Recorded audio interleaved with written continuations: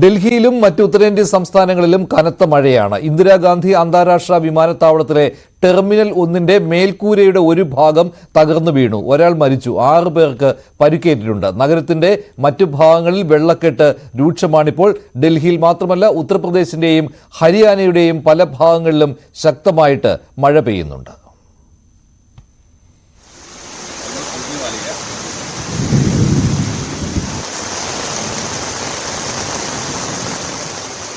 From that way, भाई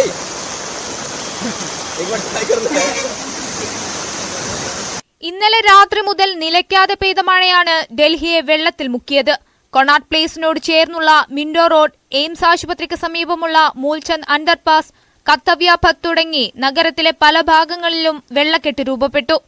ഇത് ഗതാഗത കുരുക്കിന് വഴിവെച്ചതോടെ ജനജീവിതം ദുസ്സഹമായി.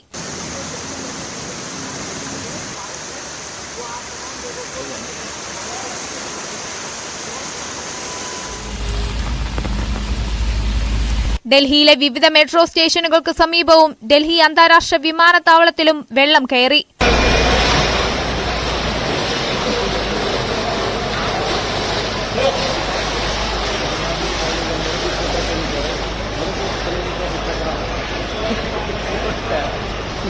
ഇന്ദിരാഗാന്ധി വിമാനത്താവളത്തിന്റെ ആഭ്യന്തര ടെർമിനലിന്റെ മേൽക്കൂര ഇടിഞ്ഞു താഴെ വീണ് ഒരാൾ മരിച്ചു. ടാക്സി ഡ്രൈവറാണ് മരിച്ചത്. അപകടത്തിൽ മേൽക്കൂരയുടെ തൂണും മറിഞ്ഞു വീണു. നിരവധി വാഹനങ്ങൾക്കും കേടുപാട് സംഭവിച്ചിട്ടുണ്ട്.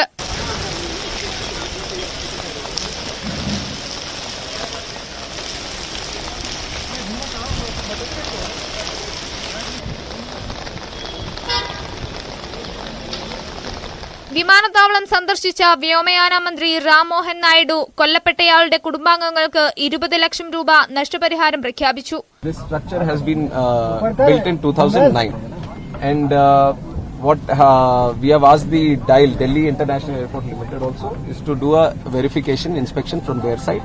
Compensation has also been announced, 20 lakh for the deceased and also for the injured 3 lakhs.